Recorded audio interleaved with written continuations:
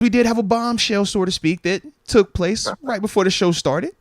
Okay. With Arthur Maulet, you know, my Absolutely. Arthur namesake, man, got released. I seen that. Now he did ask for the release. We've seen that come out in the reports as well, but ultimately Okay. he was released today. What were your thoughts on this thing, man? Did you see this coming? Was this a part of the TG script? No, that wasn't part of the. I don't think that was part of the script, part of the plan. Did you show he asked for it? That's the. That the report. So we got two reports. We got one report that says he asked for it. Another report that says he was approached about a pay cut first. Okay. So yeah, you catch my drift. It's something in the middle. We'll leave it at that. Where it might have been, take this pay cut. I ain't taking that pay cut. You ain't gonna take the pay cut. Well, release me then. You know how that convo could go. It was definitely something. You know how that convo goes. You don't get cut right now unless something happens. You gotta do something bad. Yeah. Yeah, it's like that time of year. Like either something's gotta happen, or it's like because they don't just let you go right now. So it was something. So I don't know. I don't think it's like a devastating blow. I think it's like all right, like that's tough. That's a person like a solid person. He's been on the team for a little bit. Yeah, help build a little bit of what you call that this new culture. Mm-hmm. So it's like, I think it's a body blow. Yeah, it's like all right, that's tough. Like, cause when we talked about it, I was basically saying like it doesn't kill anything that you're trying to do per se, but it does just make you a little bit more aware of that slot corner, because now one of the guys that we've depended on in terms of the physicality, the run element, the blitzing part, now that void is gone. Yeah, you got Chandon Sullivan, who's more of the coverage guy, but the Maulet part is like, man, well, where are we gonna get that part from, man? So we've basically been over here troubleshooting, trying to figure out which method we like the best, whether that be moving these outside corners, flirting with them on the inside, some of these safeties on the team, flirting with them on the inside, or do we go shopping? No, I don't think it's a shopping thing. I mean, I think you got plenty of time right now. Like it happened in a time where you got plenty of time. You're about to go through OTAs, you're about to go through essentially, you still got training camp.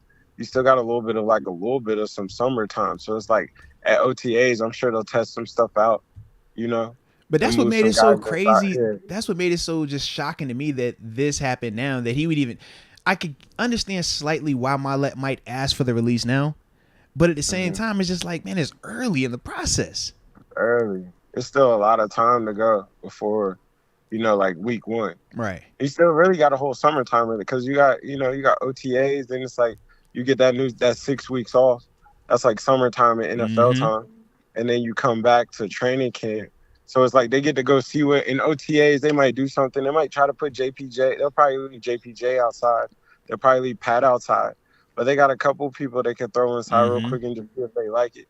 Well, yeah, I mean, because we've talked about Levi Wallace, obviously Keller Witherspoon still up here, and even some of the former, not former safeties, but some of the safeties. We talked Trey Norwood, he's got experience in the slot. Keanu Neal potentially bumping down in the slot. DeMonte Casey potentially bumping down in there as well.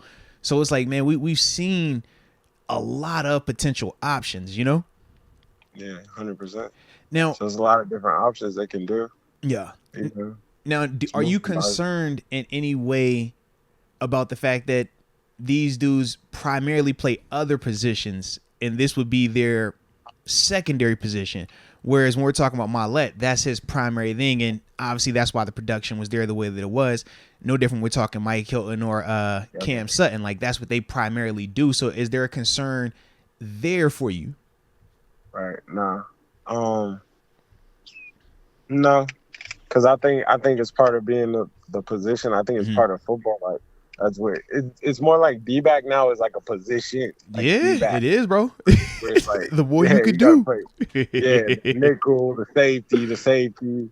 You might, because I was gonna say they could always do something like if they wanted to. Because Minka could go down in that nickel spot if they wanted to, and they could put another safety back there. Oh, that's right. Yeah. You didn't see Minka, the origin of Minka, man. He got all that type of stuff. I'm just saying, like. They're not in a panic. Like, they can pick that spot how they want to fit. It's just what body type they want to put there.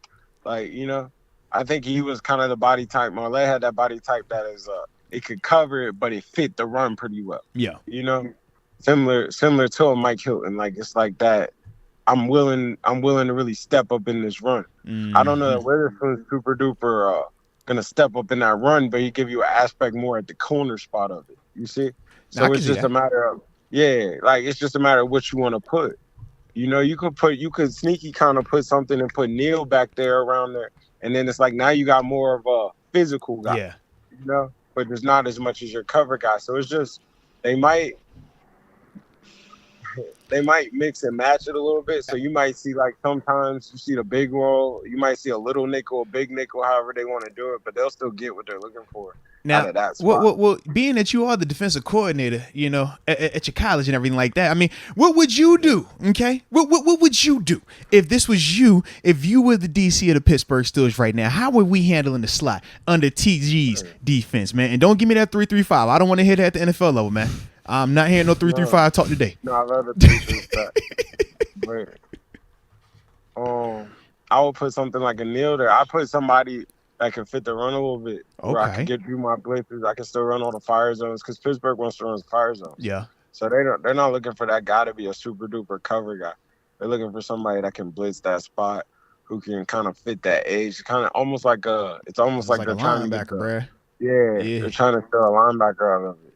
You know? So it's almost like they try to get a 4-3 truly out of it, out of the 4-2. So it's like I'll put somebody like that who can fit the run, who can step up in the run, you know. I still run my fire zones. I still be able to run all my blitzes. I still be able to bring the safety down, you know. Let's go. I like that. I just be able to do that. Like I think so. I think they're looking for more of a blitzing type person right there. I could dig that. Yeah, and we have a guy we literally brought in and is a slot corner specialist in Shannon Sullivan and has done it pretty well throughout his career, particularly with the Packers. Maybe a little down year last year,